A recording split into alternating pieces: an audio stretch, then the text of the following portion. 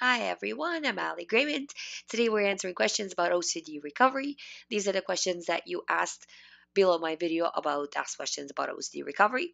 Thank you so much for leaving questions.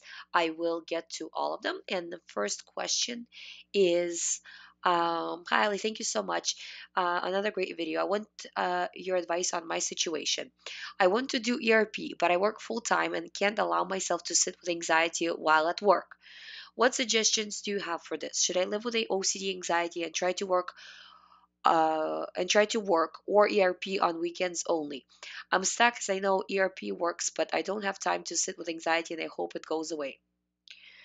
Um, okay, so you have to understand that this is not all or nothing thinking. You don't have to do everything perfectly in order to recover. You just have to do better every day than you're doing previous day. And eventually, because as you are, say for example, if you're doing this 10% more each day, even 5% more each day. So for example, if you are doing compulsions, just do a little bit less of them. You know what I mean? Eliminate some of the ones that are really mild, and then as you eliminate some of it, as you reduce some of it, the other ones won't feel as severe. And then over time, you'll be able to eliminate those ones as well. So it's a step by step process. I think that that approach will be really helpful, especially for people who are really busy. And, the other kind of way you can look at it is, you're going to be suffering either way. If you are doing compulsions, you're not doing compulsions because you feel good. You're still, ruminating and doing all of that kind of stuff, right? Um, whether it's mental compulsions or physical compulsions, right? You know, you're not doing it because you feel good, right? So versus when you do ERP, you have to kind of have the anxiety go up, right? So either way, the anxiety is going to go up. Either way, you're not going to feel good. But in one way, you recover, and in another way, you get worse, right? And again, it's not all or nothing, but try to do as much as possible with that outlook that, there's never going to be a perfect time where, you know, after I, have a little bit of a break at work, that's when I'll start, or I'll start next week or next month or after I come back from vacation. You know, no, start right now. You don't have to wait. The longer you wait, the deeper you go into OCD, and the stuff that you're doing today is the stuff that you have to undo later, you know? But do something and then build on that success. So next question is, what would ERP for sexual orientation slash trans would OCD would be? Um, so for that type of OCD, because it's a pure O type of OCD, the thought itself is a compulsion. Or sorry, the thought itself is the exposure. What you do with the thought is either response prevention or you're doing compulsions, right? So you have to look at it that just because it has to do with a sexual topic, it doesn't really make a difference. It's a pure O theme. Disregard whatever. Yep, tell me all about it. Not paying attention. Be very sarcastic about it. Don't take it seriously. Just look at it that, yeah, OCD is telling me things again. So what? Doesn't matter. I'm moving forward. You know, after a while, these things won't feel real. Just don't get into the content. Don't analyze. Don't avoid. Um, Say, for example, avoiding shows where you would see, say, people that are homosexual, you know what I mean? Or, say, for example, like, I don't know, avoiding, say, like avoiding watching the Ellen DeGeneres talk show, you know what I mean? Like something like that, right? Like people really kind of find ways to uh, avoid things because it makes them feel more comfortable. But ultimately, when you're avoiding something, it makes things worse, right? So even in little ways, making sure you're just living life as you normally would live. You don't need to do for this type of OCD, you don't need to do any special exposure. Just look at the thoughts as, okay, they're coming in and out, it doesn't matter, I'm not going to take them seriously. Next question. Um, Next question. It's kind of complicated the way the person asked, but the person was asking about worrying about OCD recovery, second guessing OCD recovery. Like, am I doing it the right way, and that kind of a thing. And you have to look at it that every time you are obsessing, every time you are worrying and trying to dissect things, Now it's becoming an OCD theme. So your recovery can easily become an OCD theme.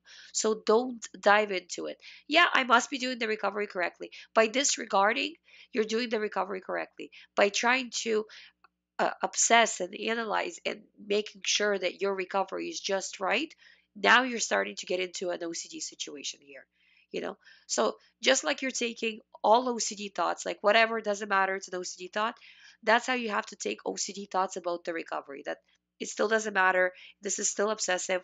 I worry about the recovery all the time. That makes it a theme, so I'm disregarding.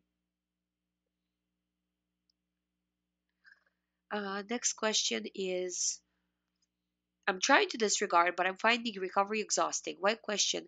I know you said that we should ignore the thoughts and not talk about them to anyone, but should I not even tell my partner exactly what my thoughts are? Would that be reassurance seeking, especially if it's ROCD? Yes, do not tell your partner, especially for ROCD, because, you know, ROCD can make you feel like anything, you know, and because OCD grabs onto feelings. So, it's very easy for it to make you feel in any way whatever OCD wants you to feel, Your partner doesn't have OCD. They will not understand, you know. It is reassurance, and it's like um it's good if you have an understanding partner, but either way, it's not going to make them feel good. It's not going to be good for you because you're doing reassurance. It doesn't, I've talked to people, for almost a decade now about OCD, and our OCD comes up a lot, relationship OCD. I mean, and it never, no OCD ever helps relationships. That kind of like a dream that, hard times bring people closer together. Maybe in other ways, I don't know, but not in an OCD way.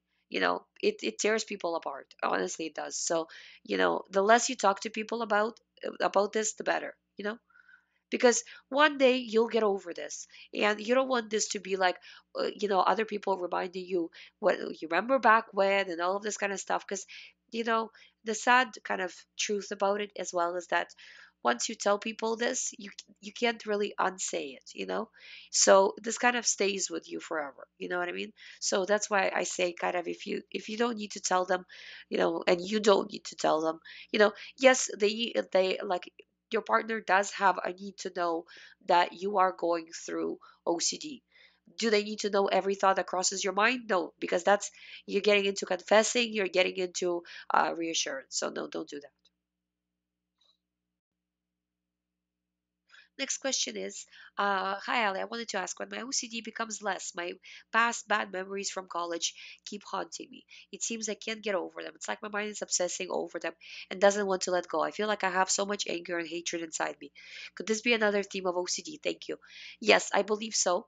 Um, it's however you classify it. You can classify it as high anxiety, intrusive thought, general anxiety, OCD. It doesn't really matter. Anxiety is anxiety. And to get over the anxiety, you have to do response prevention. You know, we can call it anything you want, but you still have to do response prevention, because right now, like, uh, this is very important. If you have OCD, which I believe you do if you're listening to this show, when you get over OCD, which you will after doing what we're talking about here, you still have to watch that you don't get obsessed with general life stuff, because you do have a tendency to do that, because that's kind of like in a sense what caused OCD is that sensitivity, tendency to kind of overthink, obsess, those kinds are the building blocks to it. you know so with real life stuff, like after you get over OCD, look at it this way: is me worrying about something from the past gonna make a difference? Did I do everything I can do in that situation? Is it something I can fix? Do I need to do anything else about this? You know, if not, what would, why are you taking this time out of your life to make yourself miserable? It's not going to do anything. Whether you think about this now or not, it's not going to make a difference. So don't do it. Choose not to. And then at first, you might feel like you're leaving something unsolved, but after a while, your brain will get with the program and it will stop sending you the thoughts. So it's just brain training, just like you're doing brain training in terms of ERP, continue to do it in other aspects of your life. I've done that myself, and I'm telling you, I'm much better off than I was even before OCD started, because to real life stuff, I don't react nearly as much as I used to. to real things.